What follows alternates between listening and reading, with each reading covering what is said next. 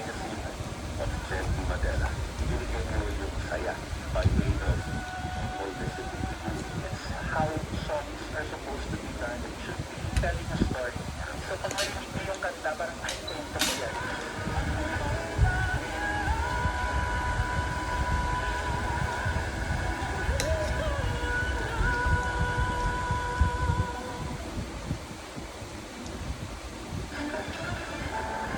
Ano pa mama? Tutulog na, kakain daw na. Sa mga tandang sora, maluwag ang dami ng mga sasakyan papuntang Fairview. Isa pang panukala ang inihain sa Kamara para gawing regular holiday ang EDSA People Power Anniversary. Mahalaga raw kasi ang araw na ito. Yan ang agenda report ni Joe Manalo. Sa pagdideklara ng isang EDSA bilang holiday. Sulit pagkikinali ito sa kabayanihan ng sambayanang Pilipino at buong tapang na nanaibigan para mawakasan o wakasan ang mapaniin na diktadurya at para ibalik ang demokrasya.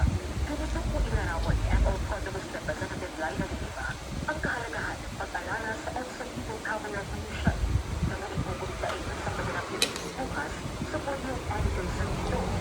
Kaya personal na nagtungos bagong araw sa tanggapan ng House Secretary General para ihain ang House Bill 1828, isang panukalang batas na magdedeklara sa February 25 ng bawat taon bilang isang regular public holiday. Special working holiday na kasi Kailangan pa ng sasakang pagpapagpito, lalo-lalo na lang paglabi talagang nagsasabi ang kapag-supervision at historical revision of them. At nakita po natin yan ang mga nangyayari na nakalipas na institusyon sa nagkaroon tayo bilang paka-diktador Nakasumalang pa lang ako. na umino sa Alawa atin na. na nagtasip din ng kasal at ngayon po nagsan pa rin ang Maluto mo? katiwalian. co-authors din ng House Bill 1828 Ano ba? Ano ba ito na mga ginagawa ng mga kasi talaga yung lapis ko. Representative Edgar Erickson, Ulat sa tayo Board rin. of Northern Third District Representative Adrian Amato, Ano yun? Super Representative Jaime Fresnetti, at Oriental Mindoro Second District Representative Alfonso Imani. Kasama na Kung ano mo ano ito yung kupal na kung ano ito rin eh. sa apo ni Senator Ninoy Aquino. Paliwanag nito, isang EDSA People Power Revolution sa mga naging dahilan kung bakit niya ito nagmamalaki ang pagiging Pilipino. Noong 1986, kahit wala po ako, parang magigat ko sa alaala ng kwento ng aking mga magulang yung dati mga po na explain ko sa akin kung ano yung nangyari ng people power towers of the namin na metaphor. Pero yung ideya na pinaya natin palayanin at makagulat sa paraan na kaya natin sa malaking ating ng tao. Naging kawalan ni Anya ang Pilipinas noong panahon ng revolusyon dahil ang pagitan ng sama-samang pagkilos na kaya makamit ang kalayaan at demokrasya. Every party has a special language foundation to rest for rest participants to make them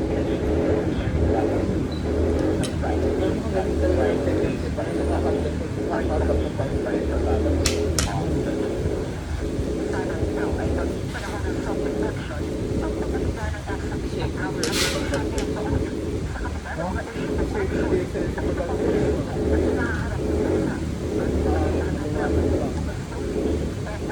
Pag yung ginawa lang naman dyan sa nadaan mo eh.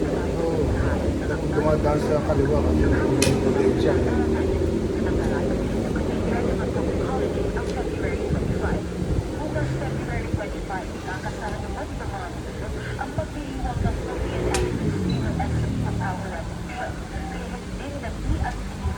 Magpatuloy pa ang sama-samang lakas ng mga Pilipino para panagutin ang mga tiwali, labanan ang korupsyon at pagtutok sa mga tamang lider para sa bansa. Para sa agenda, Joe Manalo, Maninoy Channel. Hindi kasali ang Pangulo sa anumang aktibidad ng EDSA People Power Anniversary sa Miyerkules.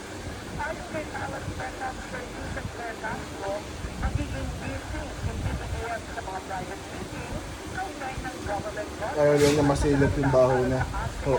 Baho ng pamilya niya yun. Hindi daw na Malacanang na walang kinalaman sa anibersaryo ang mga nakatakda ng tulong. Wala rin daw Naglabas ng mensahe ang Pangulo para sa EDSA. First on from his appointment bilang NBI chief, malinaw ni Atty. Melvin Matitas na isa lang ang kanyang mandato na naging ang political sa kabila ng pinagmulang partido. 22 pa lang, ginusto na raw ni Atty. Melvin Matitas maging bahagi ng Administrasyong Marcos. 2020 committee will have a campaign for the unity. The campaign for the President Bongbong Marcos and the Vice President Sara Duterte. After the campaign, election, then may intervention sa cabinet secretary. Immediately nag-apply naman talaga ako. I offered my services to the new administration na nakatulong sa talent decision. Pero for some reason, ako binigay. Ngayon, sinaglimang na ang binuno ng National Bureau of Investigation into the stars at style na tumakbo lang na siguro may napun yung posisyon na una na rin siyang naging cabinet secretary ni dating Pangulong Rodrigo Duterte at nanilipihan bilang general manager ng NIA at Laguna Lake Development Authority sa ilalim ng administrasyon ni Gloria Macapagal Arroyo. Pero sa kabila ng pagiging aliado ni SPRRD, naging kritiko siya ni VP Sara na tinawag niyang Platinela. Sa on-point ng Billionaire News Channel, nangako si Matibag na mananatili siyang apolitikal. Kung siya maging biktima rin ako, halimbawa naging biktima ng fake news o pang-abuso, at hindi ito, mag-take support her also. Pero kung siya naman yung mag-aabuso, I will not hesitate to investigate also and to recommend prosecution. Si VP Sara ay nahaharap sa reklamong rape threats at inciting intimidation sa FBI. Tungkol pa ito sa 4 na impeachment complaints na inihain laban sa kanya sa Kamara. May mga naman sa DC, hindi raw pinagsisisihan ni Matibag ang pagsuporta sa tatay nito. Pinata naman, I said to well, nagkaroon ng labanan yung Duterte and Duterte and now it's the Duterte. Lawyer to that, I fought for him. So, I think, pinipintay ng role, we were given a role, ginagawa natin sa abot ng makakaya natin and we will deliver the result that is needed. 2023 nang umala si Matibag sa PDP laban sa gitna ng internal feud ng partido. Una na rin pinabulaanan ni Matibag ang aligasyong reward ng kanyang NBI appointment para sa paghain ng disbanded complaint laban ni former Duterte spokesperson Hangad. Bilang hindi maluwagan ng kontrobersya ang prime water ng mga bilyar. Matapos ang sunod-sunod na reklamo sa serbisyo ng sulit, pinahaharap na ngayon sa Senado ang umano'y promoter ng kumpanya sa Bulacan. Ang detalye sa agenda report ni Hannah G. Huwag kang balat sa buyas. This is my message to all politicians. Kung balat sa buyas ka, huwag ka na maging politiko. Sumayas ka na sa pagiging politiko. Ikinasabina ni Senate Public Services Committee Chair Rafi Tulfo si San Jose del Monte, Bulacan Mayor Ida Robes.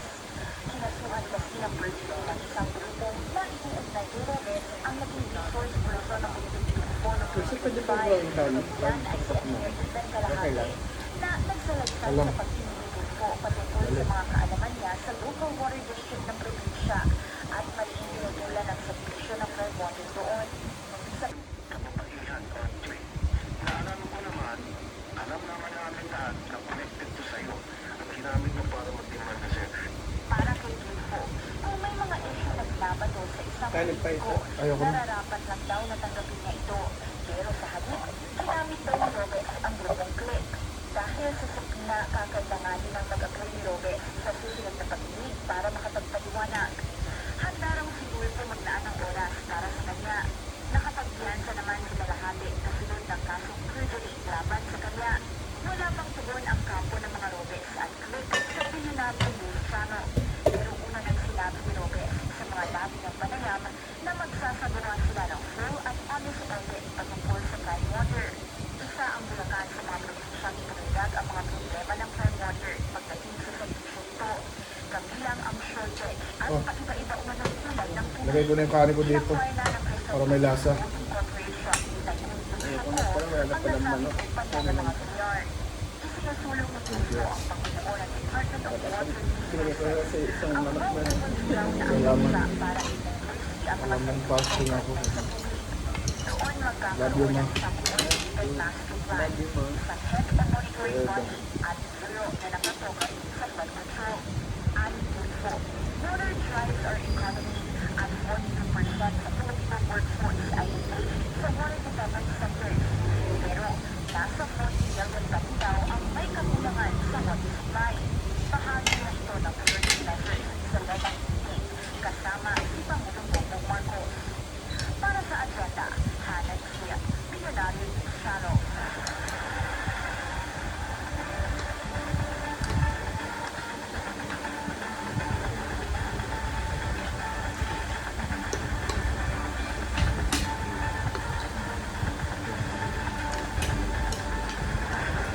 Ayun, halo ko na. Magkakaroon na ng bagong operator ang Marks and Spencer brand sa Pilipinas.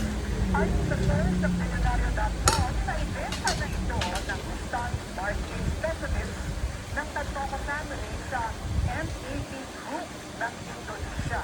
Hawak ng Stans ang Marks and Spencer mula 1997. Mas tumindi ang mga espekulasyon hinggil sa operasyon nito kasunod ng pagsara ng ilang standalone store at deep discounting sa merchandise. Ang MAP deal ang may hawak ng British franchise sa Indonesia at higit 100 pang ibang brands. Ilang US states sa Northeast ang nagdeklara na ng state of emergency dahil sa matinding blizzard. Kabilang dyan ang New York, New Jersey, Connecticut, Massachusetts at Rhode Island. Apektado ng winter storm ang bus at train operations. Higit 7,000 flights ang kansilado rin. Libo-libong mga bahay at establishmento ang walang kuryente habang sarado ang mga eskwelahan. Nangako naman ng tulong para sa mga apektado ang Department of Homeland Security.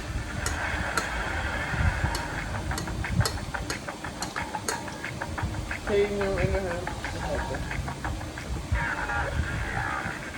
An update on Meghan Markle's dad, who underwent a leg surgery at station here in the Philippines. Thomas Markle Sr. is reportedly being fitted for a prosthetic leg.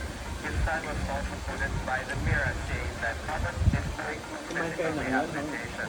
Last December, nag-hospital Hindi, naman yung dad hindi. after Bago may sala kumain. Days later, the Duchess of Sussex reached Salam. out to her father via letter. Nag-breakdown ang relationship ng mga Markle in the run-up to Meghan's wedding to Prince Harry noong 2018. Nag-YouTube ka. Jamie Foxx is not happy with the racial slur uttered sa 2026 BAFTA. Current syndrome campaigner John Davidson yelled out an offensive remark as Michael B. Jordan and Delroy Lindo were presenting an award. Sa statements of variety, Davidson reminded about his involuntary tics, which he said do not reflect his personal beliefs. But hindi convinced si Fox na napakomment sa isang IG post. He believes Davidson meant what he said. Out of all the words daw kasi na pwede niya sabihin, yun pa raw ang sinigaw niya. Meanwhile, the BBC also apologized for not editing out the incident, the fact that was named 2 hours before its broadcast. Nick Renner pleads not guilty to murdering his parents.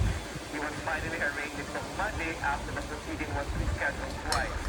Nick was ordered to remain jailed without bond ahead of his preliminary hearing sa April 29. December 14 nang natagpuan patay sina Hollywood filmmaker Rob Renner and his wife Michelle inside their LA mansion. They were found with multiple stab. The prosecution team has yet to decide whether or not to pursue the death penalty.